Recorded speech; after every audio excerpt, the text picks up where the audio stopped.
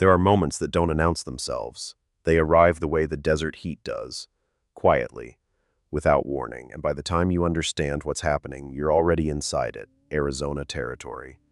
1887. A woman stands on a wooden platform in the middle of a sun-baked square. Her wrists are bound. The crowd around her is loud, and she is completely impossibly still, not broken, not afraid, still. Like something that is all ready to survive the worst and is simply waiting to see what comes next. And in the back of that crowd, a man who came to town for wire and an axe handle looks at her. He looks, and something shifts in him. Something that had been closed for 3 years. Something he'd convinced himself he no longer needed. One decision. That's all it takes, one moment. One hand raised, one choice made before the mind could argue it back down. And two people who have lost everything that ever made a place feel like home are about to find out whether the rubble of a life can be built into something that actually holds. This is that story. The sun in Redstone didn't rise, it attacked. It came over the canyon rim like something that had been saving itself all night, patient. Furious. It hit the dirt streets and the tin rooftops and the weathered wood of every building without mercy and without apology. Well, it hit the people too. The ones already moving through the market square before 7 in the morning hauling crates. Furious, leading mules, arguing about prices for things that weren't worth arguing about. Nobody in Redstone talked about the heat anymore. You stopped talking about it the same way you stopped talking about breathing. It was simply the condition. Furious. The permanent, unyielding condition of being alive in this particular place at this particular time of year. Ely Cord rode into town like he always did, quickly. Without announcement, without the kind of entrance that made people stop and look. Furious. He was 38 years old and had the kind of face that didn't give much away, not cruel, not soft, just settled. Furious. Like a man who had already had the argument with the world and decided a long time ago that continuing it was a waste of energy he needed for other things. His jaw was clean-shaved at that morning, which meant he'd made an effort. Furious. His coat was dark and road-dusted from the 2-hour ride. His horse, a gray quarter horse he'd never named. Furious. A habit Clara had found both baffling and funny, in equal measure, moved through the crowded street with the same unhurried purpose as her rider. He had a list wire fencing, 3 spools, heavy gauge. Furious, because the northeast pasture line had been failing since June, and he'd been meaning to fix it, and kept not fixing it the way a man living alone keeps not fixing things because there's no one to notice. A new axe handle, salt, coffee. Furious. A tin of linseed oil for the barn door hinges, which had been screaming like something wounded every time the wind came from the south. That was it. That was the entire reason for the trip. Furious. He tied the horse at the post outside Danner's supply and went inside. Danner was behind the counter, red-faced and sweating through his shirt before 8 in the morning, locked in an argument with a woman about the price of flour. Eli waited. Furious, he didn't drum his fingers, didn't shift his weight, just stood there with his list folded in his hand, patient as the hills west of town, until Danner noticed him and nodded. 20 minutes, the wire, the handle, the salt and coffee and oil. Furious. 20 minutes and he should have been done. Loading the supplies and pointing west toward home before the heat peaked, except there was noise coming from the square, not the regular market noise. Furious, not the ordinary loud of too many people and too many animals jammed into too small a space on a hot August morning. This was different, this had a center. Furious, this was the kind of sound that pulled people toward it, the way water pulled toward the lowest point in any given piece of land. Ely paid Danner, picked up his supplies, walked to the door, told himself he wasn't going to looked. The platform was new, fresh lumber, still pale, not yet weathered to the gray that everything in Redstone eventually became. It stood about 3 feet off the ground in the middle of the square, high enough for everyone to see. High enough to make sure everyone understood what kind of seeing was being asked of them. Harlan Voss was already on it. Ely knew the name the same way everybody in 3 counties knew it. Voss had arrived in Arizona 4 years ago, with money nobody could trace to any single source and ambition nobody had yet found a wall capable of stopping. He bought land. He'd sold land. He had a lawyer in Tucson, and arrangements in Redstone that people understood without discussing openly. He wasn't a violent man. He'd never needed to be. He had something more durable than violence. He had paperwork, and he knew how to use it. Voss stood at the platform's edge with his hands clasped behind his back, watching the crowd assemble with the satisfaction of a man who has arranged exactly this moment and finds it unfolding precisely according to plan. Mid-40s. Broad through the shoulder. A neat, dark beard and a suit that cost more than most men in Redstone earned in 2 months of hard work. Deputy Callum Reed stood at the platform's base, arms folded. The expression of a man executing an instruction he hadn't written and had chosen, for reasons he hadn't examined too closely, not to refuse. Reed was young, early 30s. He had a face that might have belonged to a schoolteacher in another life. In this one, he wore a badge and stood where he was told to stand, and then they brought her out. 2 men Eli didn't recognize came around the side of the trading post with a woman between them, not quite touching her. Close enough to make the point.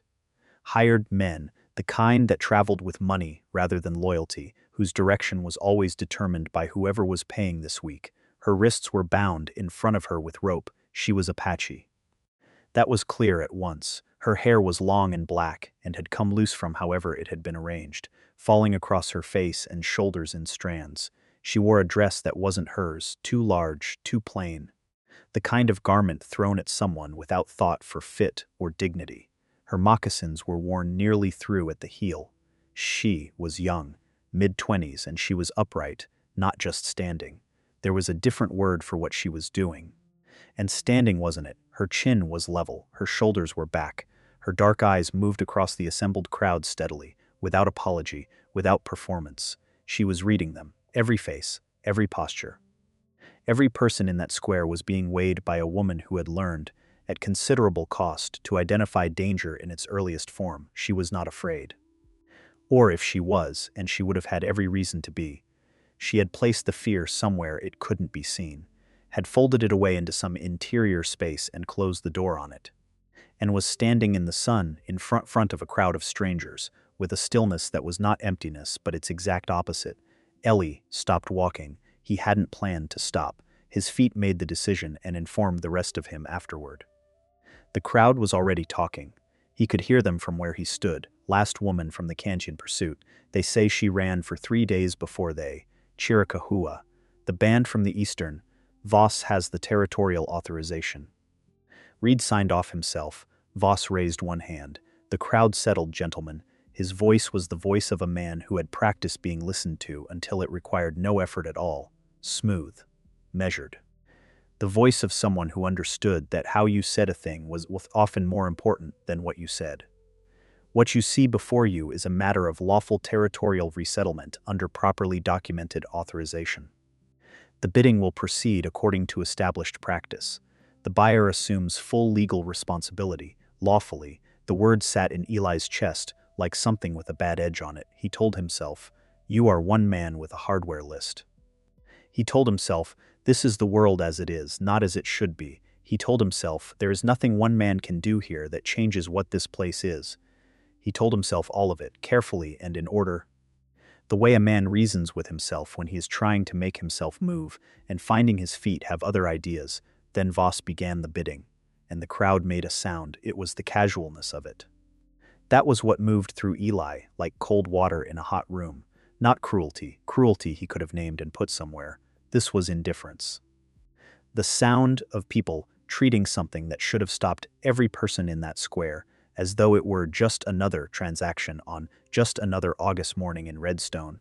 The woman on the platform didn't react to the sound.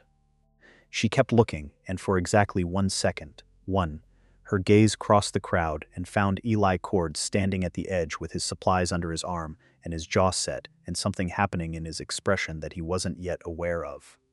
She held the look. He didn't look away.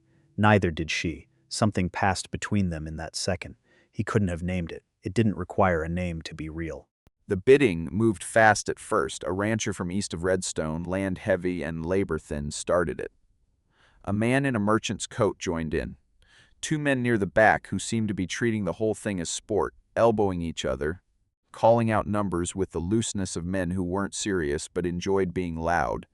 Ely stood at the edge of the crowd. He was calculating. He knew he was calculating. He knew exactly what he was calculating, and he chose not to examine what that meant until after the merchant dropped out.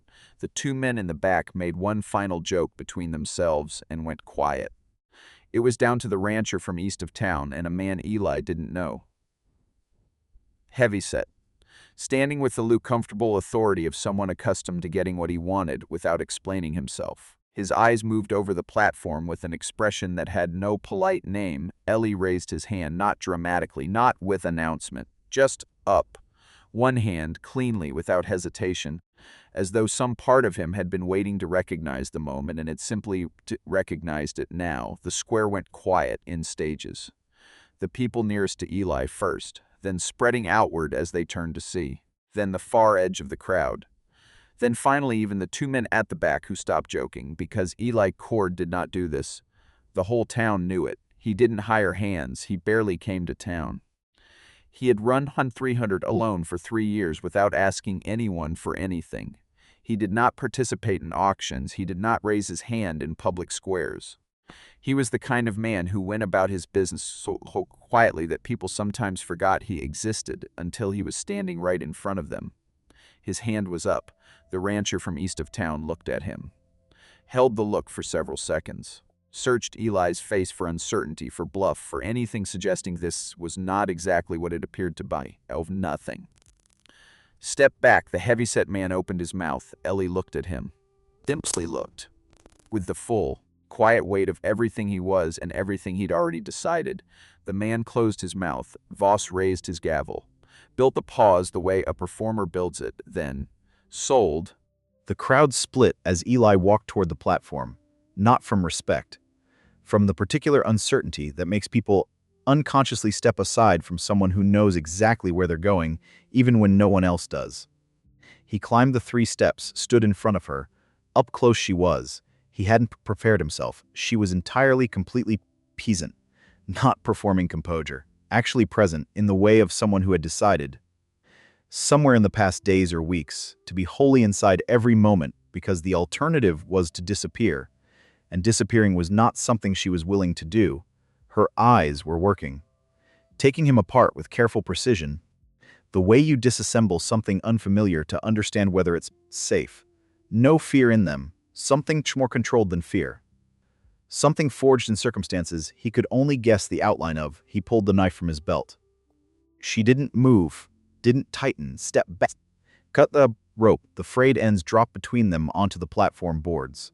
She looked down at them, then back up at him. He reached into his bag, pulled out his canteen. Held it out with both hands, not as a command. The way you offer something to someone you're not entirely sure will take it. She looked at his hands, then she took the canteen. He stepped back. The room she should have had from the beginning. Then he turned and walked down the steps and across the square toward his horse. No grip on her arm, no instruction to follow, no backward glance to confirm, just the walking. He didn't know if she would come. He genuinely, completely did not know. He heard the crowd behind him. The whispers that weren't really whispers because nobody bothered to lower their voice. What does he want with her? She'll be gone before morning. Cord's lost his mind. She's Apache. She won't take orders from. He kept walking, and then, behind him, soft as breath, careful as someone who had learned to move without leaving marks on the ground. Footsteps. The cottonwood tree stood at the edge of town, like it had been placed there specifically for this moment. The only tree in any direction for a considerable distance. Its leaves were pale from the August heat, trembling in the faint hot current of air that passed for a breeze. The shade it threw was thin, almost theoretical, but it was shade. Illy stopped under it, turned around. She had stopped a few feet back, still holding the canteen, watching him with a focused, deliberate attention that was building a complete picture of him from whatever data was available. There was dust in her hair and a cut on her lower lip that had healed badly, and something careful in the way she held her left side that told him something hurt there. She wasn't going to mention it. He wasn't going to ask. Not yet. He'd meant to say something useful, something like, "The ranch is 2 hours west. The trail's clear," or, "We should move before the midday heat." Something with a next step in it. Instead, "You're free." 2 words. Quiet. Not staged. Just the truest thing he could locate in his chest at that exact moment. She looked at him. A hawk turned in a long, slow circle somewhere high above them. The cottonwood rattled its dry leaves against the silence, and she said, in English that was careful and precise, "Where would I go? If my people are gone, not quite a question. The shape of a question without questions usually carry, a statement about the actual geography of her situation, the real landscape. The one with no trail leading anywhere she recognized. Ellie opened his mouth and closed it because he didn't have an answer. He was not a man who gave answers he didn't have. He had always believed that was a form of respect. Not filling silence with words that were only there to cover the discomfort of not knowing, but something else was happening underneath that. The sentence she'd just said, 11 words, flat and without decoration, had landed in him somewhere specific, somewhere he hadn't let anything land a long time, because it was the same question, not identical in its circumstances, not equal in its losses. He wasn't arrogant enough to pretend that, but the same in its structure, in what it was actually asking underneath the words. Where do you go when the place you were going to is gone? He'd been asking himself that for 3 years. Every morning that was too quiet, every meal eaten standing at the kitchen counter because sitting at the table alone felt like an argument he kept losing. Every night in a house that had stopped being a house in the spring of 1884 and had become instead just a structure, 4 walls, a roof. A man who slept there and worked the land around it and did not examine the difference too closely. He'd never said it out loud, not once. She'd said it under a half-dead cottonwood tree in 100-degree heat after the worst weeks of her life, and it was the most accurate 11 words he'd heard in 3 years. He pointed west, down the trail toward the Cord Ranch. "You can stay," he said. "Only if you choose to, no condition attached, no expectation named, no claim made on what staying would mean or require. Just an open door." Which is not the same thing as a door being pushed.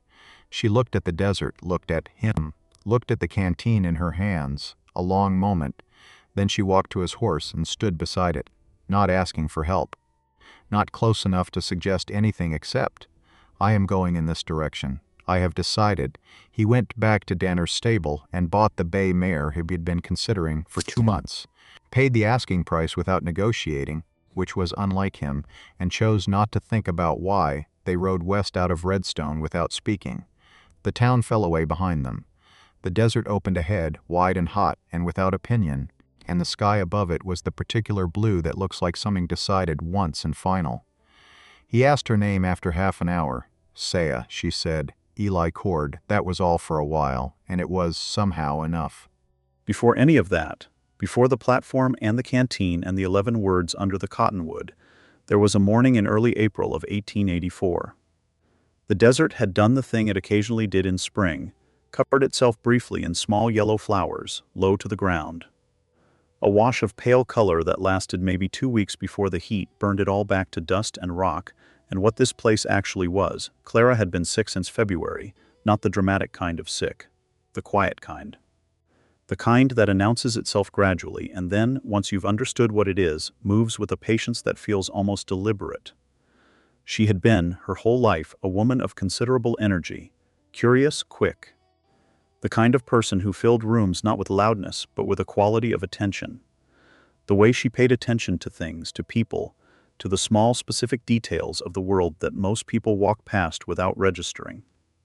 That attention had dimmed slowly through February and March, like a lamp being turned down by degrees, carefully, by someone who didn't want you to notice it happening until it was almost gone.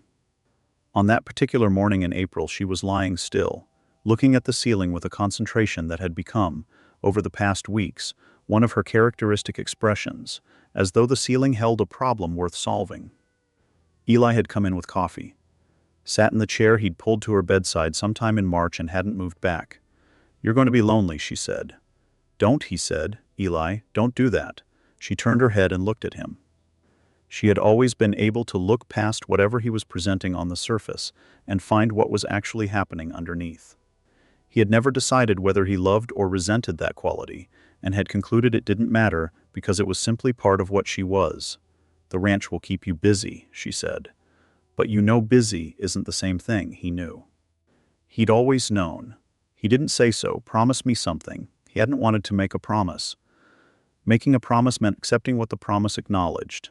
He wasn't ready for that. He was aware, in the analytical part of himself that kept functioning even when the rest couldn't, that his readiness had no effect on the situation. But readiness had never been something he could manufacture. Let somebody in, she said. Not right away. Not soon, even. But I don't mean, she paused, found the right words. I don't mean replace me. I mean don't close the whole house. Don't become a man who lives in 2 rooms because 2 rooms is all he thinks he deserves. He hadn't answered. She died 11 days later, Thursday morning, early. Before the yellow flowers were fully gone, he'd stepped out to get water, and when he came back, she was already somewhere else.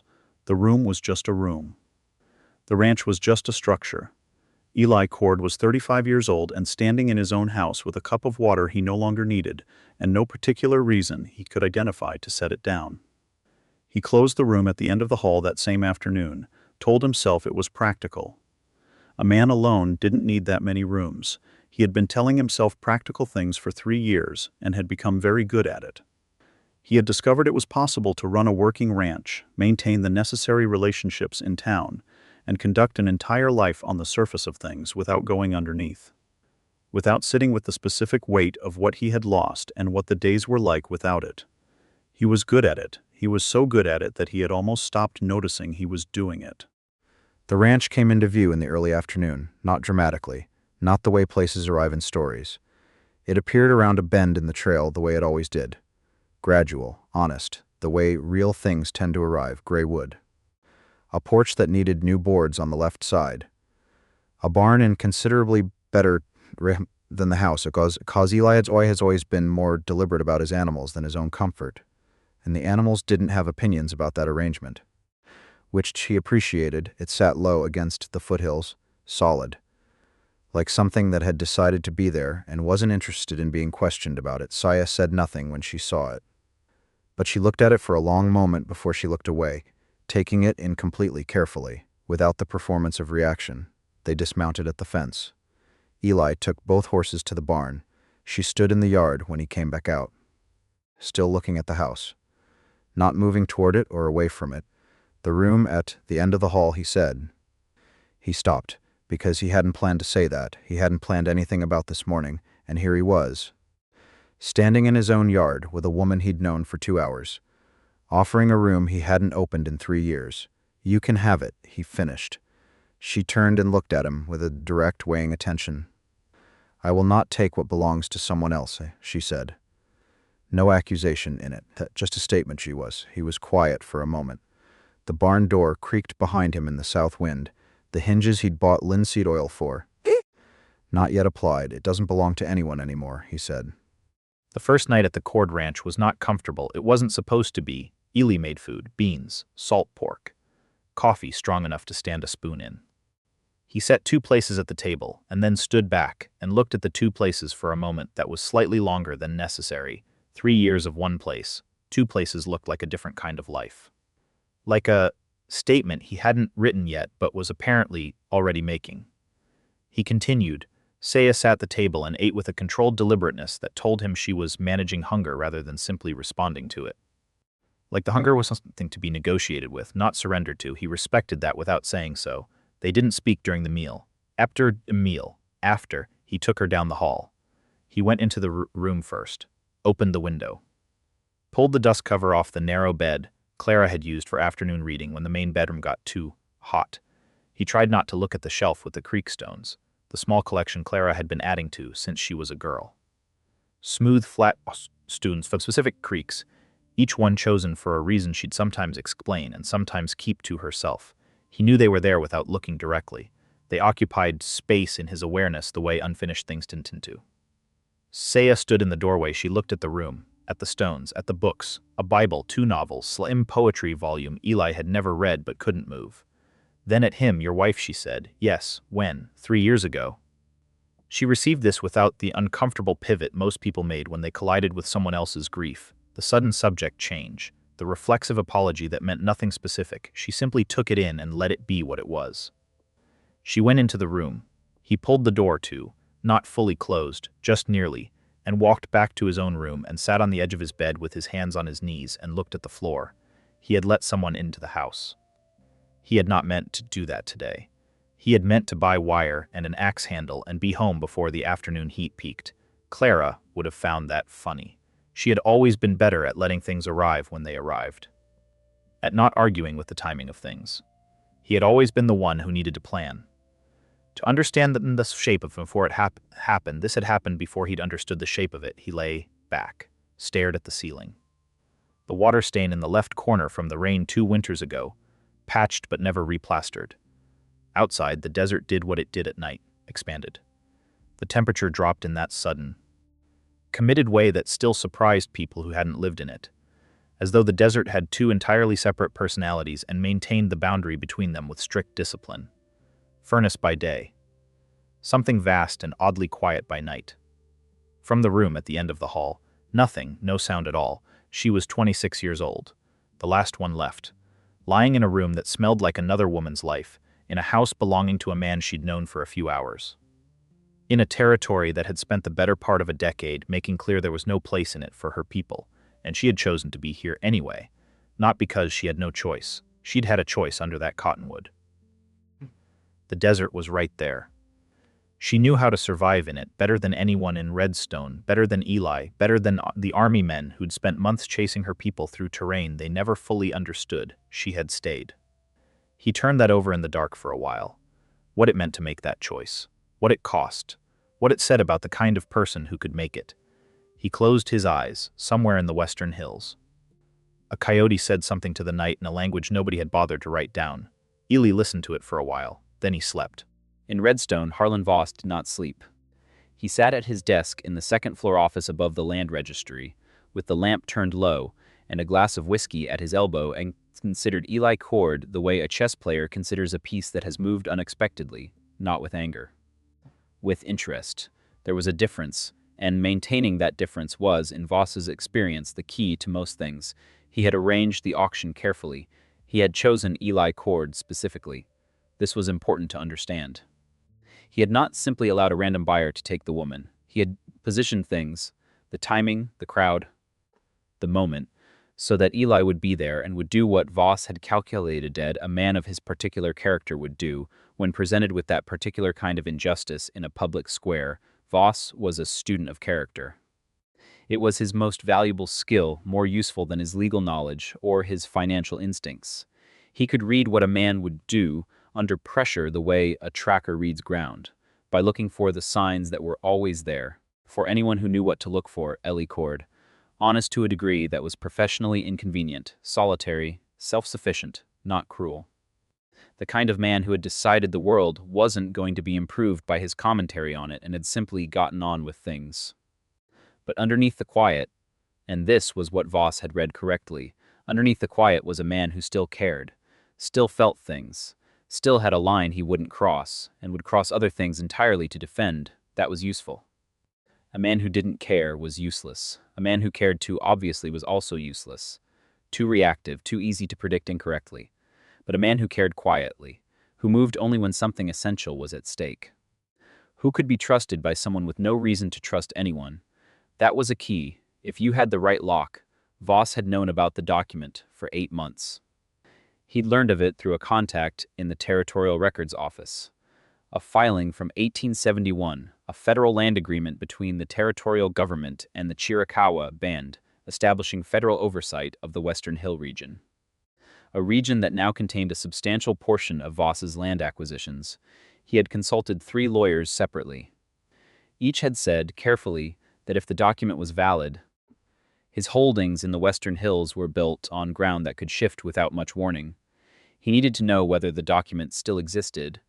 He needed to know whether anyone alive knew where it was. The woman had been carrying a bundle when they took her. Small, oilskin wrapped. The soldiers had logged it as personal effects and moved on. They didn't understand what personal effects meant to a woman who had carried only what she could absolutely not leave behind. Voss understood. He couldn't access the bundle through official channels without creating questions he didn't want to answer. He needed someone else to find it, someone the woman would eventually trust enough to let close Eli Cord. The approach behind the platform had been necessary, not because he expected Eli to agree outright, but because he needed Eli to know that Voss was watching.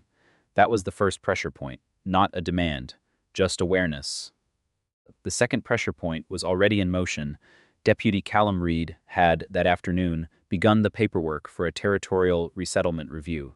Section 14, subsection 3 of the Arizona Territorial Code.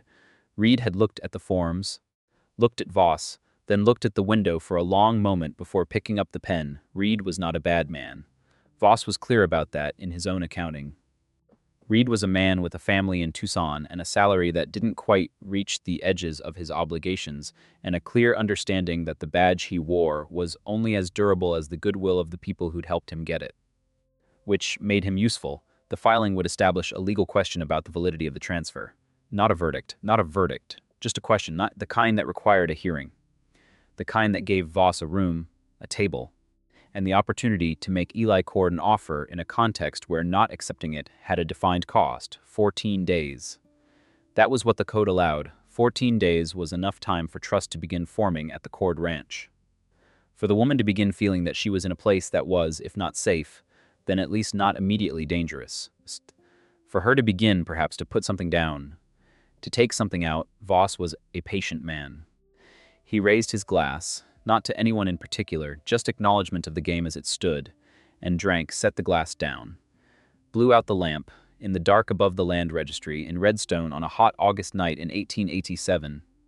Harlan Voss sat for a moment and thought about patience and paperwork, and the leverage available to a man who had arranged things carefully enough that other people did the difficult parts without understanding they were doing them. Then he went to bed.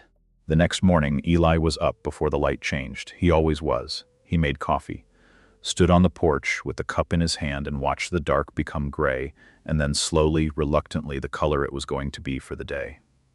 The desert in the early morning was a different country from the desert at noon. Cooler, quieter. The light coming in at a low angle that gave everything more dimension than it showed at midday. He heard her before he saw her. Not footsteps exactly. Just the sense of presence shifting, the way the quality of a space changes when another person enters it. She came out onto the porch and stood at the far end of it, arms loose at her sides, and looked at the desert the way he'd been looking at it. Not in the same way. She was reading things in the landscape that he couldn't see from where he stood, details her people had been reading for generations. But the quality of the attention was the same. Somebody trying to understand where they are. He waited to see if she wanted coffee. After a moment, she turned and looked at the cup in his hand. He went inside and poured a second cup and brought it out and held it where she could take it or not. She took it. They stood at separate ends of the porch in the early gray and drank their coffee and didn't speak. The desert woke up around them in its incremental way, birds first, then insects. Then the light coming up properly over the canyon rim to the east, and hitting the foothills to the west in a way that turned the rock from gray to something between gold and red. It was, Eli thought. Despite everything, despite the auction and Voss and the whispers he'd heard leaving town, a decent morning, not good. He wasn't ready to call it good, but decent. Which was, for the Cord Ranch in the summer of 1887, more than it had been. He set his cup on the porch railing. "I'll show you the water situation this morning," he said. "The well in the creek line. You'll need to know where things are." She didn't say yes. She didn't say no either. She turned from the railing and went back inside, and when he came down the porch steps a few minutes later to start the work, she was behind him, not following. Walking, there was a difference. Both of them understood it. The day began. The ranch breathed around them. The horses moved in the barn. The hawk from yesterday, or one very like it, made its slow circle in the pale early sky, and 14 days had started their count. September came in hot and stayed that way, not the furious heat of August, something slower, more deliberate, the kind of heat that had decided it wasn't leaving and had stopped pretending otherwise. It settled over the Cord Ranch like a hand pressed flat against everything, and the days moved under it with a weight that made even simple work feel like an argument. Eli didn't mind. He'd always preferred work that left no room for thinking about anything except the work itself. Fence line, water trough. The barn roof that needed 2 new boards on the south side before the autumn rains came. He moved through the days with the same economy of motion he'd always had, quiet, methodical, One thing, then the next, except now there was someone else moving through the days too, not with him exactly, not against him, alongside him. In the particular way of two people who have not agreed to anything specific but find themselves occupying the same space with an unspoken arrangement that neither has named because naming it would require a conversation neither is ready to have. Saya learned the ranch faster than he'd braced for, which was the honest word braced. He had braced himself for difficulty, for friction. For the specific tension that comes when two people from entirely different worlds are required to share water from the same well. The friction was there. He wasn't going to pretend otherwise, but it wasn't the friction he'd expected. The first week, she burned the beans, not badly, just enough. She'd been working the south pasture fence with him all morning and come back to start the noon meal and misjudged the fire. And when he came in, the kitchen smelled like the inside of a mistake. She was at the stove looking at the pot with an expression he couldn't quite read, not embarrassment. Something more like frustration turned inward. A rapid private conversation with herself about her own performance. And it wasn't going well, beans burn, he said. She looked at him, happened to me last Tuesday, which was true. He'd gotten distracted by the sound of something near the east fence. Been happening since 1884, she looked at the pot. Then back at him. You've been eating burned beans for 3 years, she said, mostly. Something shifted at the corner of her mouth. The place where a smile starts before it decides whether to arrive. That, she said, is a very sad situation. He thought about arguing with that assessment, decided against it. I'll make the cornbread, he said, and that was how they began to divide the kitchen. The second week, she started going out before dawn. He heard her the first time and lay still and told himself not to follow. She was free. She'd always been free. She could go wherever she needed to go in the hours before the day started. It was not his business. It was not his concern. He was absolutely not going to. He was at the window, just looking, not following. There was a distinction. She walked northwest, past the barn, past the water trough, into the open ground where the foothills began.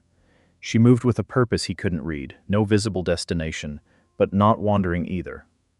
Moving the way someone moves when they're going somewhere specific that isn't on any map a stranger could read, she was gone about an hour. She came back while the sky was still deciding what color to be and went directly to the kitchen and started the coffee. Like nothing.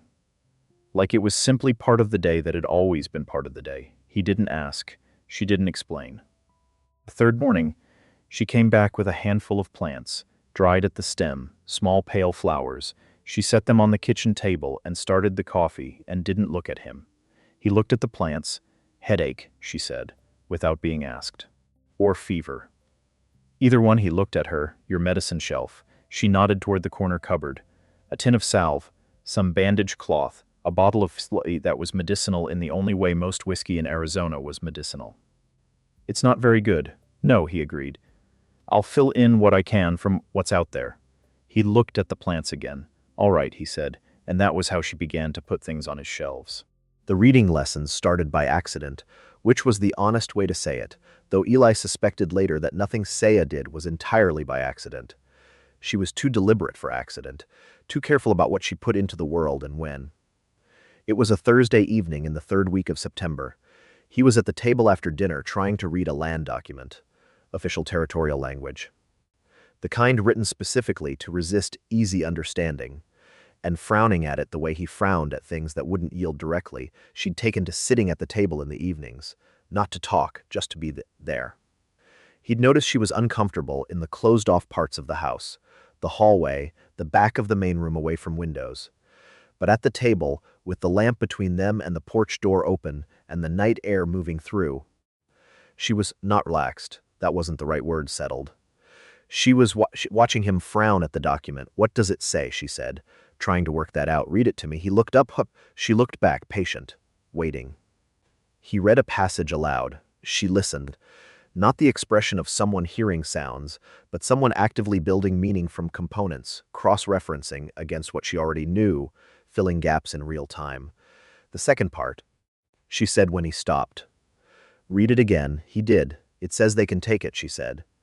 He paused. That's essentially what it says. Yes. Once, the nod of someone confirming something already suspected. I need to read better. She said, in English. I can speak it. I can understand most of it. But reading, she paused. Reading is how they write things down so they can use them later. He understood exactly what she meant. Not reading for pleasure or information. Reading as protection. Reading because the world she was now moving through ran on written language, and people who couldn't access it were at the mercy of people who could. He folded the document. We'll start tomorrow morning, he said. Before the fence work, she looked at him for a moment, something moving in her face that he was learning, slowly, to read. All right, she said. So the morning's changed. An hour before the work started, the lamp still on the porch door open. Coffee between them.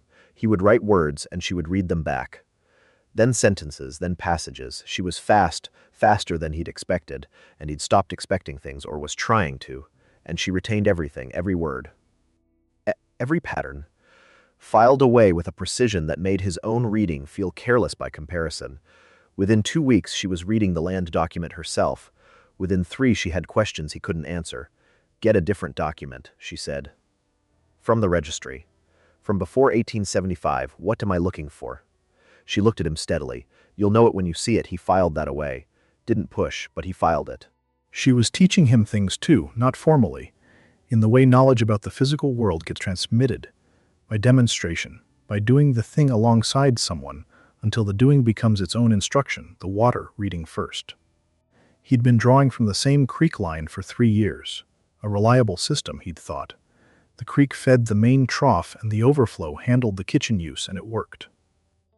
She walked him up the creek one morning in early October and showed him 4 things he hadn't seen. The first was a section of bank where the soil color was wrong, lighter than it should have been, indicating the water table was dropping faster than the surface suggested. The creek was less reliable than it appeared. He needed a backup. The second was a natural depression about a quarter-mile up the hillside that collected runoff from 3 directions after rain. He'd walked past it many times. It looked like nothing. She knelt beside it and put her hand flat on the ground and explained, in the careful English she was building precision in every day, why it looked like nothing and why that was misleading. The third was a specific plant near the water's edge, indicating the ground underneath was softer than it looked.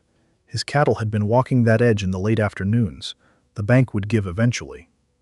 The fourth was a place where the creek bent around a rock outcropping, and she stopped and was quiet for a moment. What? He said. This is where we used to camp, she said. When I was small, this bend.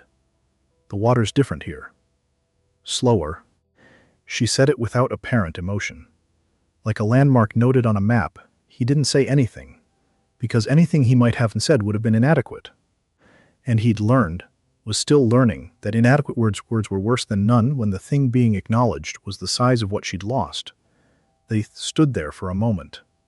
The creek moved past them the way water moves, without acknowledgement of anything, which was either the cruelest or the most honest thing about it, depending on how you were feeling. Then she turned and pointed up the hillside. Your backup water source, she said. I'll show you how to channel it, and they went. Things that grow do not grow in a straight line. They grow around obstacles, through difficulty, in the direction of whatever light is available, which is not always the direction anyone would have chosen. The 3rd week of October, Whit arrived. Ellie heard the horse first, came out onto the porch, and saw a rider coming up from the east, with the posture of someone who had been riding since before sunrise, and was not happy about it, and was prepared to be unhappy about several other things as well. Whit was 30 years old, 8 years younger than Eli. Same height, narrower through the shoulder, with the kind of face that showed everything where Eli's face showed almost nothing. He'd left the ranch in 1882, not a quiet departure. There had been an argument about selling the east 40 acres when the banknote came due, the kind that goes deep enough to hit the actual structure of a relationship and leave something that doesn't fully close. Eli had refused to sell. Whit had said things.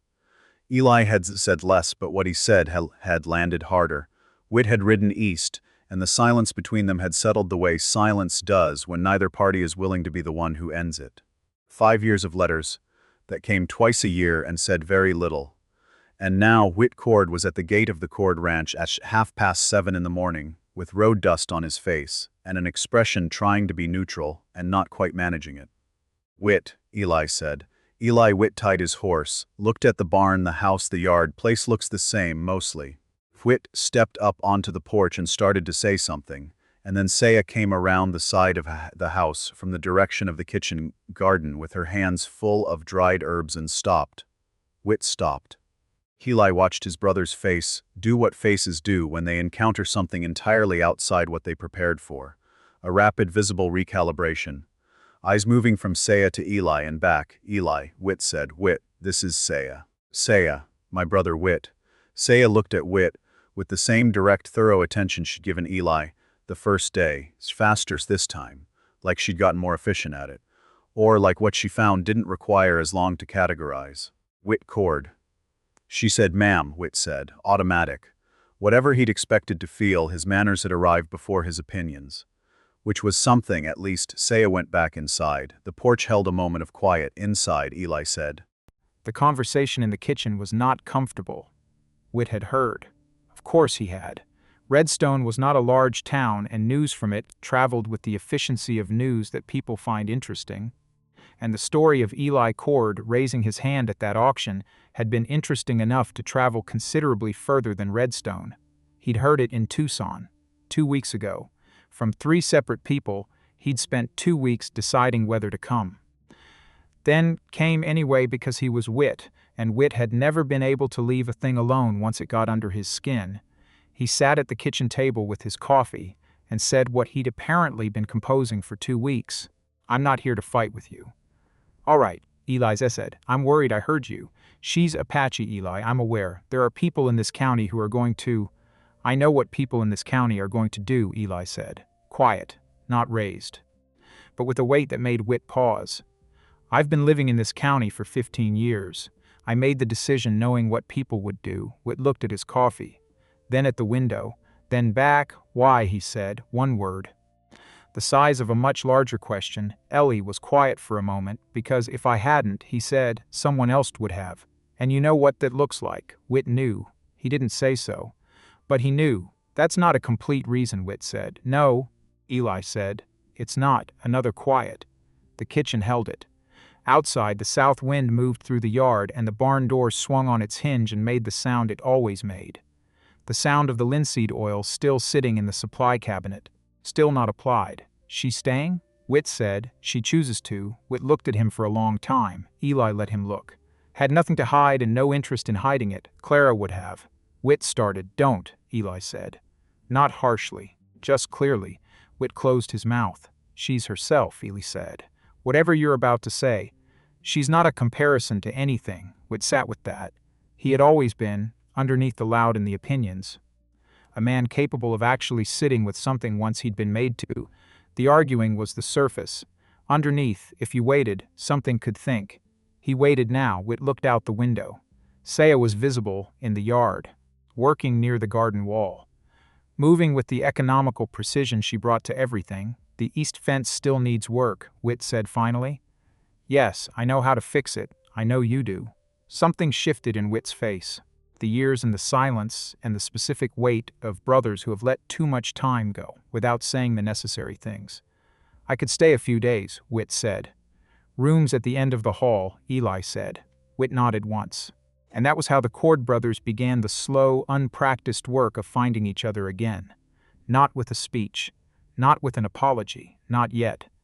Just with a fence that needed fixing and a few days that stretched quietly into something longer. But Harlan Voss had not been idle. Deputy Callum Reed rode up the Cord Ranch Trail on a Tuesday morning in the 3rd week of October, with the posture of a man doing something he has decided not to examine too carefully. Reed was not a bad man. Eli thought that, as he watched him come up the trail, he kept returning to the thought, the way you return to something that is trying to tell you something important if you can figure out what. Reed dismounted, took his hat off, held it in both hands the way a man holds something when what he's carrying is heavier than the thing itself. "Eli," he said. Callum, Whit came out onto the porch, looked at the badge, looked at Eli. Went still in the way younger brothers go still when they sense something happening that they don't have all the information about. Reed reached into his coat and produced a folded document. Eli took it. "Read it." Read it again. Section 14, he said. Subsection 3 reads, said, Territorial Resettlement Review. It's been filed, Eli. I don't have discretion about delivering it. I know you don't. 14 days to appear at the Redstone courthouse. The filing questions the validity of the transfer on procedural grounds. Harlan Voss's procedural grounds, Eli said. Reed said nothing, which was its own kind of answer. Callum, Eli said. Is there anything in this document that's actually about procedure? A long silence. The wind moved through the yard. The barn door swung and caught. No, Reed said quietly. I don't believe there is. He put his hat back on. Looked at the yard, at the house, at the evidence of a working ranch being worked by two men and a woman who had found, in the past 2 months, some kind of arrangement that functioned. Something moved behind his eyes that he closed off before it fully arrived. 14 days, he said. He mounted and rode back down the trail without turning around. Ellie stood on the porch with the document in his hand. What is it? Whit said. Ellie handed it over. Whit read it. His face did what faces do when the thing you find is worse than what you prepared for. Voss, he said. Yes. Why does he want her? I don't know exactly, not entirely true. He had been thinking about the thing Saya had said in the reading lessons. Get a document from before 1875. You'll know it when you see it. The question she'd asked about the Creek land. Her very specific interest in the legal language around the Western Hill region. The pieces were assembling themselves. He just hadn't finished the picture yet. Inside, he said, We need to talk. Saya was at the kitchen table when they came in. She looked at the document in Eli's hand, then at his face. She had learned his face over the past 2 months, its economy, its restraint, the specific quality of its stillness when something significant was happening underneath. She knew. He set the document on the table. She picked it up. Read it slowly, carefully, building the meaning piece by piece, the way she read everything. When she finished, she set it down. Voss, she said, yes. A pause. Then, he knows about the document. Ellie looked at her. Whit looked at her. What document? Whit said. Saya looked at Eli first. A question in that look, not quite permission. Something closer to, are you the kind of man who will understand what this means, and why I've been careful about when to say it? He held the look. She reached inside her closet and produced a small bundle wrapped in oilskin. Set it on the table between the three of them. The bundle was worn. The oilskin cracked at the folds, softened with handling. With the care of something kept close to the body because no other place was safe enough, she unwrapped it carefully. Inside was a folded document, paper aged to the color of old cream, edges brittle. Writing in 2 hands, English on one side, a different script on the other. She laid it flat on the table. Ellie leaned forward. Read the header. Read it again. 1871, he said.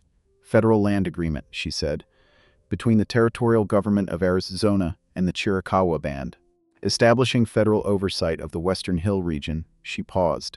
My grandfather signed it. The federal commissioner signed it. Another pause. The Western Hills, Whit said, very quietly. That's where Voss's land is, all of it, Saya said. The kitchen was quiet. The lamp between them was steady, not even a flickering, as though it had decided this was a moment that deserved stillness. Ellie looked at the document, at Saya, at the document again. So that was the whole shape of it, finally visible. Voss hadn't wanted Saya for labor or for any reason a man at an auction might claim. He'd wanted her because she was carrying this. Because he'd known she was carrying it and had needed someone she might eventually trust enough to let close. He'd needed Eli Cord as a key, and Eli had walked into it.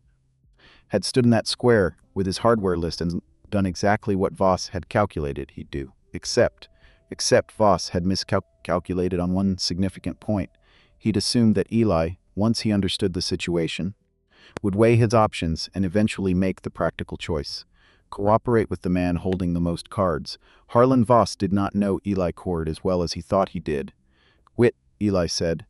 Yeah, I need you to ride to Tucson. Whit looked at him. Federal Land Office?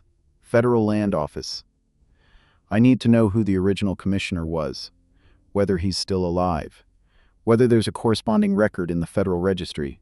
Whit looked at the document, then at Saya, the thing he'd ridden in with, the worry, the suspicion, 5 years of distance presenting itself as concern, had been quietly replaced by something else. The specific focus of a man who has understood what the actual problem is and is already thinking about how to address it. This was the thing about Whit that the argument in 1882 had briefly obscured. He was good in a crisis. Fast. Practical. Not afraid of difficulty when the difficulty was clear. "How long do I have?" Whit said. 14 days total. "I need you there and back in 8. Whit nodded. "Stewed. Looked at Saya, ma'am," he said. "Whit cord," she said. It's the same words as the first morning. Different weight. He left before noon. And then there were 11 days. 11 days in which the Cord Ranch held its breath. The work continued. It had to. The cattle didn't care about Harlan Voss and his paperwork. The fence line didn't care. The barn roof didn't care. The world of animals and weather and physical necessity moved on its own schedule, and a man who stopped attending to it came back to find it had accumulated consequences in the meantime. So they worked Ellie and Saya. Without Whit, the ranch was quieter again, but a different quiet from before August. Not the quiet of one person in a house built for more, something more balanced. Two people who had found the rhythm of working alongside each other, knowing when to speak and when not to, knowing where the other one was without having to look. Moving around the day's requirements with an efficiency that comes not from agreement but from attention. He noticed things. She was most at ease in the early mornings before the sun fully arrived. She developed a specific relationship with the bay mare, a daily exchange of attention that the horse had clearly decided was the highlight of her schedule. She laughed rarely, but when she did it came out before she could stop it. Sudden and real and gone again quickly, like she wasn't quite sure yet whether laughing was something the situation permitted. The first time he was trying to fix the kitchen cabinet door that had been hanging wrong since March. He'd been at it 20 minutes with tools that weren't quite right and had said several things to the cabinet door that weren't appropriate for company. She was at the table doing the reading work. She heard him. She looked up. And then, before she could catch it, she laughed. One short sound. Hand coming up to her mouth immediately after. He looked at her. She looked at the table. The door, she said, carefully, is winning. The door, he said, has had assistance. She looked at him, something gathering at the corner of her mouth. From who? Whoever built this kitchen, he said, had personal feelings about cabinet doors. She pressed her lips together. Losing a battle, I could fix it, she said. You could not fix it. I could. It requires specific. Hand me the screwdriver. He handed her the screwdriver. She fixed the cabinet door in 4 minutes, using a method he'd never seen, a small piece of kindling as a shim. A technique with the screws that was either obvious or genius, and he couldn't decide which. She stepped back. The door hung level. He looked at it for a moment. He stopped. Yes, she said. He looked at her. She looked back. And the smile arrived, briefly, fully entirely hers, and then it was gone again. But it had been there. Real and complete, turned back to the cabinet door. Something shifted in his chest. Not dramatic. Not the kind of thing that announces itself. Just a shift. Like something that had been hanging wrong for a long time coming level. He didn't name it. He didn't need to. 7 days in, she found something else. She'd been going through documents he'd pulled from the land registry. Copies from his last trip to Redstone before Reed's visit had complicated that relationship. She was at the table with the lamp pulled close, reading with the focused attention she brought to everything written. She stopped. He looked up from the fence calculations he'd been working through. She was very still, Eli, she said. Just his name, but the way she said it made him put the paper down. She turned the document toward him, pointed to a section near the bottom, a filing reference, a date, a notation in the margin. In the cramped hand of a clerk, transcribing too many documents in too little time. He read it. Read it again. There's a corresponding record, he said. In the Federal Registry, she said. The notation references it. Which means the 1871 agreement was filed in 2 places, he said. Which means Voss can't make it disappear, even if he takes this one. Even if the territorial copy vanishes. The federal record exists, if Whit finds it, They looked at each other across the lamp, 11 words under a cottonwood tree in August. 7 weeks of learning to inhabit the same space without collision. A cabinet, door, a burned pot of beans. Creek water and plant names and English sentences built 1 word at a time. The slow, unpracticed business of two people deciding, without saying it directly, that they were going to trust each other with the things that mattered. This was what it had been building toward. Not the document itself, something underneath that. The fact that she had taken the oilskin bundle from inside her clothing and placed it on the table between them. The fact that he had understood without being told why he'd waited, and why now, and what the waiting had cost her. "He'll find it," Eli said. "You don't know that? I know Whit." She was quiet for a moment. "Tell me about him." So Eli told her about Whit. Not the argument in 1882, not yet. But the other things. The way Whit had been as a kid, relentless, loud. The kind of boy who never accepted the first no because he'd figured out early that most first no's were the beginning of a negotiation. How he'd learned to ride before he was old enough to be trusted with a horse and had simply proceeded as if the prohibition didn't apply. The time he'd talked his way into a federal land office in Tucson on nothing but nerve and a very convincing piece of paper that Eli had helped him draft. She listened. He realized partway through that he hadn't talked about Whit, hadn't talked about family, about the people who had made him the specific person he was in 3 years. He'd been living like a man with no past. Like the ranch was the beginning of everything, and there was nothing before it worth saying. She was looking at him when he stopped, adding something to the picture she'd been building. "You miss him?" she said, not a question. "Yes," he said. Even though he agreed, the lamp held steady between them. Outside, the October night had come in cool and clear, the stars the way they get in Arizona when the summer heat has finally begun to let go. Close and brilliant. The kind of sky that makes a person feel simultaneously very small and very glad to be alive to see it. "My brother," she slowly, feeling the words, "was taken in the first pursuit. 2 years ago, she stopped. He was the loud one. The one who never took the first no." A pause. "We didn't always agree." Ellie said nothing because she hadn't finished, and because she didn't need him to fill the space. She just needed the space to be held. "I still hear him sometimes," she said. "When something goes wrong and I'm looking for the next thing to try. I hear what he would have said. What would he have said? Something moved at the corner of her mouth. Something I'd have argued with." He understood that completely, and this moment, quiet and specific, on a dark October night with the days counting down and everything uncertain, this was the moment something changed between them. Not everything, not suddenly. Not in the way that makes noise, just something. A door found to be open, which is different from a door being pushed and more significant than anything that could be arranged. Day 14 came the way day 14s always come, too fast, with too little warning, even when you've known exactly when it was coming. Whit rode in the night before, late, the horse breathing hard from the last push. He dismounted and came up the porch steps and sat in the chair next to Eli without taking off his coat, too tired to remember, and the news too significant to set down before delivering. "It's there," Whit said. Ellie let the breath out slowly. Federal Land Registry, Tucson office. Filed September 1871. The commissioner was a man named Aldous Prentice, retired to New Mexico. Still alive, Whit reached into his coat and produced certified copies, stamped with the federal seal.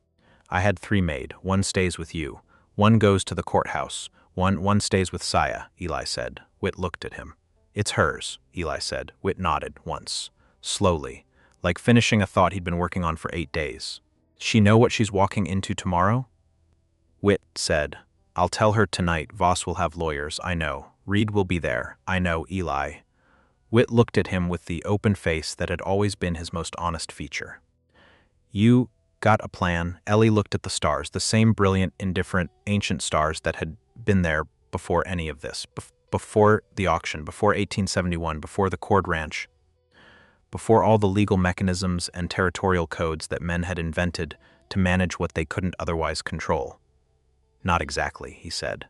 "Not exactly," Whit repeated. "I've got the truth and a certified federal document." "That's not a plan." "No," Eli said, "but it might be enough." The night held that for a moment. Then Whit said, "It better be." Inside the house, at the table at the end of the hall, the lamp was still on. Saya was reading. Preparing. The way she'd been preparing, in one form or another, since the morning she'd walked under a cottonwood tree and asked a question nobody had been able to answer. Tomorrow, in a courthouse in Redstone, she was going to answer it herself. The morning of the hearing, nobody slept. Not really. Ellie was up at 4. Sat on the porch in the dark with coffee that went cold before he finished it. Watched the place where the sky was eventually decide to become something. The slow negotiation between black and gray that happened every morning, whether or not anyone was watching. He heard her at 5. The soft, specific sound of her moving through the house, then the kitchen, then the door. She came out and stood at the far end of the porch. Same as always. That was the thing about Saya. She had a consistency that was not rigidity, not stubbornness, something more durable than either. She did the things she'd decided to do. And she had decided thoughtfully. And she did not undecide because circumstances were difficult. He'd been watching that quality for 2 months. He'd been learning from it without meaning to. You should eat something, he said. You should finish your coffee, she said. He looked at the cold cup in his hand. It's cold, he said. I know. She went inside. He heard the stove. 10 minutes later, she brought out 2 cups, hot, set one beside him without comment, and went back to her end of the porch. He drank it. She drank hers. The sky made its decision. Gray first, then the particular gold that came just before the sun cleared the canyon rim. Then the sun itself, arriving the way it always did, without apology, without preparation. Just there. Saya, he said. Yes, you don't have to be the one who speaks today. A pause. I know, she said. I can present the document. Whit can corroborate the federal record. You don't have to, Eli. He stopped. She looked at him from her end of the porch, morning light at an angle across her face. The expression she had when she'd already decided something and was waiting for him to catch up. I have been spoken for, she said, my whole life. Decisions made about me. Papers signed about me. Men who decided what I was worth and where I would go. A pause. Not today. He looked at her for a long moment, then he nodded. Once, clearly. With the full weight of understanding. All right, he said. And that was the last they said about it. Whit came out at 6. He'd somehow acquired a clean shirt during the 8-day ride to Tucson and back. Eli noted this without commenting. Whit had always had the skill of looking like he'd made an effort regardless of circumstances, one of the things that had made Eli feel like the less presentable brother growing up. He'd mostly made peace with it, mostly. Whit stood in the yard, taking in the 2 of them on the porch, that reading look he'd been doing since he arrived, noting the specific quality of the space between them and what that space contained. He'd been quiet about his observations. Not naturally Whit's way, which meant he'd decided something mattered more than his opinions. Eli appreciated that more than he'd said. We should ride by 8, Whit said. Give time if the trail has trouble. 7:30, Saya said. Whit looked at her. The south trail is faster, she said. We'll be there by 9. Whit looked at Eli. Ellie shrugged. She knows the terrain better than either of us. Whit accepted this with the efficiency of a man who has updated his position and has no interest in making a production of it. 7:30, he said. They rode into Redstone in a line. Eli first, then Saya, then Whit at the back. Not planned. Just the way it arranged itself on the trail. But coming down the main street with the morning established and the town already moving through its ordinary business, Eli thought it looked like something deliberate. 3 people who had decided something and were arriving to deliver it. Redstone noticed. Of course it noticed. The whispers started before they'd reached the end of the first block. He could feel them without hearing the specific words. The particular quality of public attention when it's focused on you and isn't friendly and isn't neutral, and is waiting for what happens next with the appetite of people who have cast themselves as audience. He kept his eyes forward. Saya rode with her back straight and her chin level, exactly as she'd stood on that platform in August. Nothing had changed about that, not 1 degree. The Redstone courthouse was not an impressive building. Territorial justice tended toward function over statement. A square room, wood floors, 3 rows of benches on each side. A raised platform at the front where Judge Aldous Marsh sat, 62 years old, 9 years on this bench. The face of a man who had heard a very large number of things he hadn't wanted to hear and had developed a professional tolerance for it. Harlan Voss was already there. Of course he was. He had a table on the left side with 2 men beside him. His lawyer from Tucson. Eli recognized the suit if not the face. Expensive, precise. The kind of lawyer who understood that presentation was half the argument before a word was spoken. The other man was a witness of some kind, older, with territorial clerk written all over him. Voss himself sat with his hands flat on the table and an expression of complete calm. A man who has laid his pieces carefully and is simply waiting to watch them work. He looked at Eli when they entered, looked at Saya. Something crossed out his expression, brief. The flicker of a man revising a calculation, not alarmed. Just, recalculating, Deputy Reed was at the side of the room, arms at his sides, the expression he'd had when he came to the ranch with the document, carrying something heavier than his job description. He looked at Eli as they took their seats. Ellie gave him a single nod. Reed looked at his boots. Judge Marsh called the hearing to order at 9 o'clock precisely, which meant it started at 9:15, which was the actual meaning of precisely in any territorial courthouse in Arizona in 1887. Voss's lawyer stood first. His name was Hargrove. The voice of men trained to fill rooms with confidence, measured, warm. The kind of voice that sounds like it's sharing something with you rather than arguing at you. He laid out cases with the smooth efficiency of someone who had laid out similar cases many times before. The filing, the procedural question. The specific subsection of the Territorial Resettlement Code. The argument that the August transfer had not followed required authorization steps. Therefore, the current situation was legally ambiguous at best and unlawful at worst.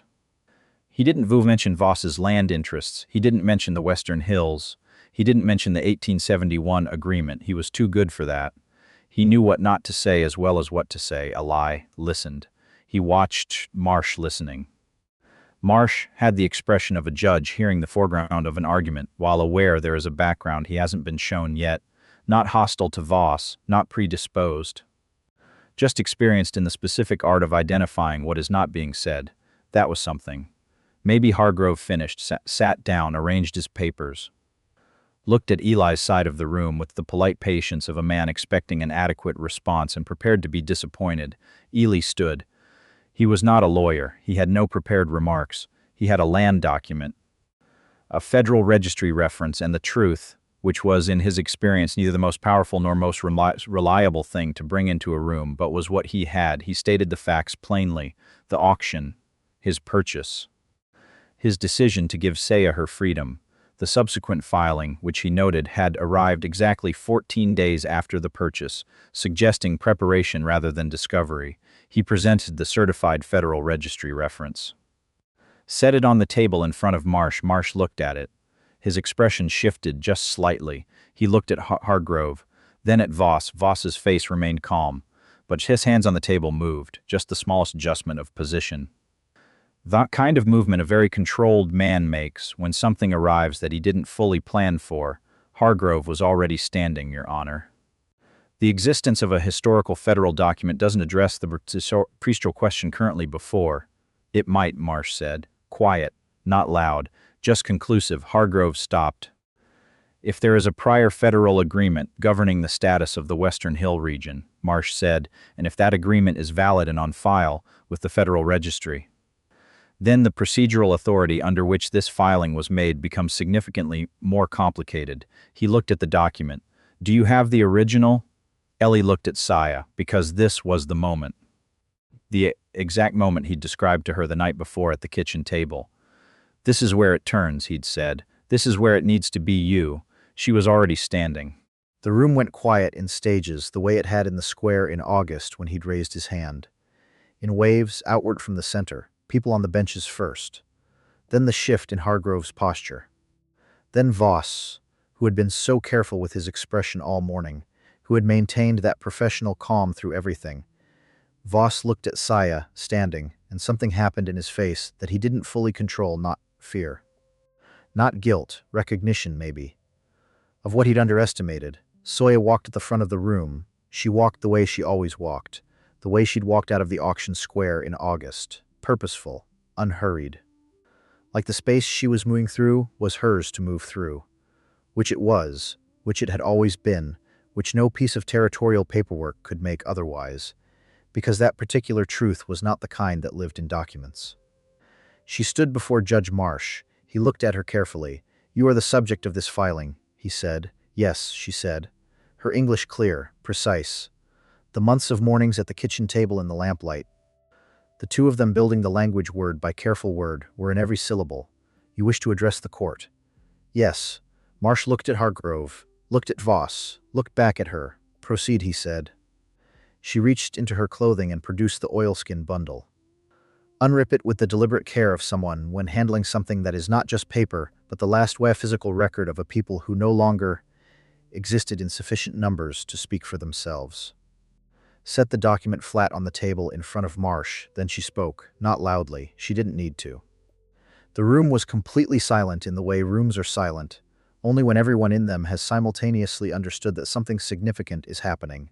My name is Saya, she said. I am Chirikawa. My grandfather's mark is on that document. His name was Naichi. The federal commissioner's name was Aldous Prentice. He signed it in September of 1871. It established federal oversight of the Western Hill region of Arizona Territory. She paused. A corresponding record exists in the Federal Land Registry in Tucson. It was confirmed 4 days ago by Whit, whose certified copies are also before this court. Marsh was reading the document. He read it slowly, not performing slowness. Actually reading, his eyes moving through the text with the careful attention of a man who understands that what he is looking at matters. Hargrove was on his feet, Your Honor. The relevance of a 40-year-old agreement to a procedural question about a territorial transfer. Sit down, Mr. Hargrove, Marsh said. Without looking up, Hargrove sat down. The silence held, and then Saya said, The Western Hills. The land Mr. Voss has been acquiring for 4 years. The land his procedural filing is designed to protect. A pause. Exactly long enough. That agreement governs it, which means his acquisition require federal review. Which means, Marsh said, still reading, that the procedural complaint before me today, if I rule in Mr. Voss's favor, would be adjudicated under the authority of a territorial code that may not have standing in this specific region. He set the document down. Looked at Voss, Harlan Voss, who had arranged things carefully, who had positioned pieces, who had calculated, down to the specific character of a quiet rancher in a hardware store, exactly how this would unfold, who had not calculated this, who was looking at Saya with the expression of a man who has just understood that the thing he'd built his plan around, the assumption that she was a resource to be accessed, a piece to be moved, was not a thing that had ever existed. She was not a piece, she had never been a piece. She was the one who'd been playing. Marsh called a recess. 40 minutes Ellie stood in the hall outside the courthouse, with Whit on one side and Saya on the other, and nobody said anything for a long time. The hall smelled like wood and dust and old paper. Through the single window at the end, the street went about its ordinary business, with complete indifference. You did that, Whit said finally. He was looking at Saya. Not with the wariness of the first morning on the porch. Not with polite distance, with something more direct, the look of someone who has watched a thing happen and been changed by watching it. Saya looked at him. We did it. I rode to Tucson. You did. Eli stood up first. He did, but that... Whit gestured toward the courtroom door. That was you. She was quiet for a moment. I have been carrying that document for 2 years, since before the pursuit. Since my mother gave it to me and told me to keep it safe regardless of what happened to anything else. A pause. I knew what it was, I knew what it meant. I just needed... She stopped. A room, Eli said. She looked at him. You needed a room where they'd have to listen, he said. Something moved across her face. Not quite the smile, not quite something else. Something in between that had no tight word for it but was completely real and completely legible. Yes, she said. A room. Whit looked at Eli. Eli looked at the window. Then Whit said, Somebody should tell me why it's always you two talking in half sentences and expecting me to follow, because you always do, Eli said. Whit made a sound that wasn't quite a laugh. Yeah, I do. Hargrove came out of the courtroom during the recess. He walked past them without meeting their eyes, went through a door at the end of the hall, and stayed in the back office for about 10 minutes. When he came back out, he was holding his leather case differently. Not the way a man holds a case when he's preparing to continue. The way a man holds a case when he's made a decision about whether continuing is advisable. He went back into the courtroom. Whit watched him go.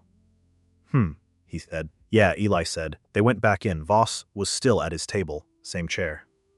Same suit, hands flat in front of him. But something had gone out of the particular quality of his stillness, the calculated calm, the arranged patience of a man running a designed situation, That was gone. What was left was just a man, in a chair. In a room. Having run a calculation that had come out wrong, Marsh returned to the bench. "Mr. Hargrove," he said. Hargrove stood. "Your Honor, in light of the documents presented and the Federal Registry confirmation, my client wishes to withdraw the filing." The room moved. A ripple through the benches. The sound of people recalibrating what they were watching. "On what grounds?" Marsh said. "On the grounds that the procedural question has been rendered moot by the federal standing of the 1871 agreement, which my client accepts as valid." A pause. Every word measured. "My client also wishes to state his intention to gauge federal review of his Western Hillland holdings in a manner consistent with the terms of that agreement." Marsh looked at Hargrove for a long moment. Then at Voss. Voss met the look. His expression was neutral. Not ashamed, not defiant. The expression of a man who has lost a hand and is already thinking about the next one, which was its own kind of answer about who Harlan Voss was. But it was not today's problem. Today's problem was resolved. "The filing is withdrawn," Marsh said. "The court finds no legal ambiguity in the transfer of August 1887 and hereby confirms that the individual known as Saya is a free person under the laws of this territory, with all rights attendant thereto." He looked at her directly, including the right to reside where she chooses, including the right to hold and present legal documentation as she did before this court today. A pause. Which she did effectively. He closed the document, adjourned, the gavel came down. Reed was waiting on the courthouse steps, hat in his hands. The same weighted posture as at the ranch. He looked at Saya. "I delivered that filing," he said. "I knew what it was for." "Not completely. But enough," he stopped. "That wasn't right." Saya looked at him for a moment with the thorough, unhurried attention she brought to everything. "Callum Reed." She said, "Ma'am, you delivered a document," she said. "And then you went home and thought about it. And then you came today and stood in that room and watched." A pause. "What will you do with that?" Something happened in Reed's face. "Better," he said finally. "Quiet." "A promise to someone specific. Maybe her, maybe himself." "Yes," she said. "Better is the right word." She walked past him down the steps. Voss found them at the horses. Not with aggression, just himself, coat clean, beard neat. The broad-shouldered certainty he always projected, sitting slightly differently today, like clothes after a long ride, still there. A little worn, Ellie felt Whit tense beside him. "Put a hand out, low, easy." Whit stilled. Voss stopped 5 feet away, looked at Saya. "You won," he said. Simple. No inflection, not gracious, not bitter. "Just accurate accounting. I presented a document," she said. "The document won." "I underestimated you," Voss said. "Yes," she said. "You estimated me as a thing, not a person." A pause. "That was your first Voss." Voss was quiet. "The land review," Eli said. "Federal. Full compliance. My lawyer will contact the federal office next week," Voss said. "See that he does." A silence. Voss nodded once. Not deferential, not warm, just conclusive. The acknowledgement of a man who has accepted a result and will redirect his energies. He was too practical to waste time on positions that had become untenable. He walked away. Whit watched him go. "I wanted something more dramatic," he said. "I know," Eli said. "He lost," Saya said. "He can't unlose that." Whit considered this. "That's true.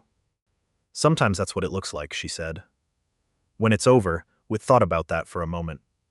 He said. "Yes," she said, and somehow that was, in a way Eli could not have fully explained, entirely satisfying. They rode home on the South Trail the way Saya had said that morning. Faster. She knew this country the way she knew language, by its structure, by the principles underneath the surface.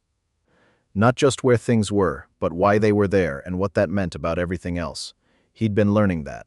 3 months. Still learning. Still had a lot to learn. The desert in November was different from August, still hot by noon.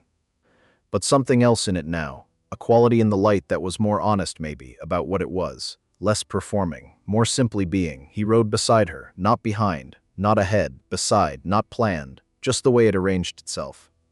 Whit was behind them, which Eli suspected Whit had arranged deliberately and appreciated. They rode without speaking for a while. The sound of hooves on the trail, the hawks, the sound the desert makes in November, a kind of settled quality. Like something has been decided and is at peace with the decision. "You knew this morning," he said. "Knew what? That it would work." She was quiet for a moment. "I didn't know. I thought. I believed. What's the difference?" Knowing is a thing you carry like water, she said. You have it or you don't. Believing is a thing you choose every hour, a pause. I chose. He thought about that for a long time because it applied to him directly. To the 3 years before August. To the practiced art of not choosing anything, of running the ranch on momentum and habit, and the kind of busy that covers the feeling of having stopped making choices about the things that mattered. He had chosen in August, without thinking, without planning, hand up in a square, irreversible before he'd processed it, and every day since had been a choice made with more awareness. The second cup of coffee, the room at the end of the hall, the language lessons, the night on the porch when she'd told him about her brother and what she still heard in a voice she'd lost. Toosing, every hour. He hadn't named it while he was doing it, but it had been that. The ranch came into view around the bend in the trail, gray wood against the foothills, low, solid, honest. The barn in better shape than the house, the porch with the boards that needed replacing on the left side.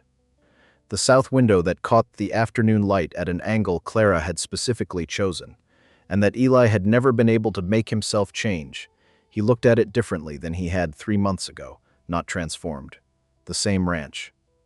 Same 312 acres. Same gray wood, same water line, but inhabited again in the full sense, by more than one person going through the motions. They unsaddled the horses. Whit took over the barn without being asked. Because Whit had always understood animals, and had always, underneath the argument and the noise, understood when to do the useful thing without requiring credit for it. Illy stood at the fence, just stood. Looking at the ranch the way he hadn't let himself look at it in a long time, not as a task, not as a list, as a place. As the specific piece of ground he'd built a life on with someone he'd loved, and then had tried to continue alone in the way people continue alone, by narrowing down, by reducing the rooms. By making the space smaller so it didn't have so much room to be empty. He'd made it too small. He'd mistaken small for manageable. He understood that now. Saya came and stood beside him at the fence. She was holding something. He looked down. A creek stone, flat, pale, with a dark stripe through the middle. She'd found it somewhere on the trail home. He hadn't seen her pick it up. But she had. She turned it over in her hand. For the shelf, she said. Yeah, he said. She looked at the ranch. He looked at it with her. The sun was doing the November thing, coming in low and gold, hitting the foothills at an angle that turned the rock to something warm, revealing the color that had always been there. It's a good place, she said. It is, he said. It could use a bet and the latch works. It works badly. I've been meaning to. I'll fix it tomorrow, she said. He looked at her. She looked back, the corner of her mouth. The place where smiles started in her. You could let me fix it. He said. I could, she said. But then it would take 2 weeks, and several conversations with the latch about its choices. He thought about arguing with that. Decided against it, the smile arrived, full, real, briefly, entirely hers, and he felt the thing in his chest he'd felt when she fixed the cabinet door, that small specific shift, not dramatic. Not the kind of thing that gets reported or remembered by anyone except the 2 people standing in a yard in the late afternoon light, but real. More real, maybe, than the dramatic things, because it had built slowly the way real things build. From 2 cups of coffee and a hardware list and 11 words under a dying cottonwood tree. From creek water and burned beans and a language learned late and a document carried for 2 years next to the skins. From the particular daily choice to be present. To not close the rooms, to let somebody in. He hadn't promised Clara he'd do it quickly. He hadn't promised her he'd do it well. He'd just promised. He looked at the stone in Saya's hand. Tomorrow, he said, I'll take you to the creek where Clara found the first one. Saya looked at the stone. Then at him. Yes, she said, simply, completely. Inside the barn, Whit was singing something under his breath to the horses. Off-key. Cheerful. The specific sound of a man who has decided the situation is better than it was, and intends to act accordingly whether or not the situation has officially confirmed this. Very Whit. The sun reached the canyon rim. The desert held its last gold for a moment, then let it go. And the 3 people at the Cord Ranch, the rancher who had raised his hand without deciding to, the woman who had chosen every single day, the brother who had come back because he couldn't not, moved toward the house in the gathering blue of a November evening. The door opened, they went in, the lamp came on in the kitchen window, warm yellow, pushing back the dark just enough. Not all of it. Just the part where people were. The ranch sat under the November stars and was again, completely and in all the ways that mattered. A home not because everything had been fixed. Not because the world outside had become reasonable or just or safe. It hadn't, it wouldn't. The territory was what it was. The history of this land and these people and the brutal facts of 1887 were not undone by one hearing in one courthouse in one small town in Arizona, but inside a gray wood house in the western hills, 3 people were making supper. And a creek stone with a dark stripe through the middle sat on a shelf next to others, chosen carefully, over years, by a woman who had understood that the small particular things, a stone from a specific creek, the angle of afternoon light, 2 cups of coffee before the day started, were not small at all. They were the thing itself. They had always been the thing itself. And a man of 38 who had come to town in August for wire and an axe handle had raised his hand and changed every room in his house, not by closing anything, by opening.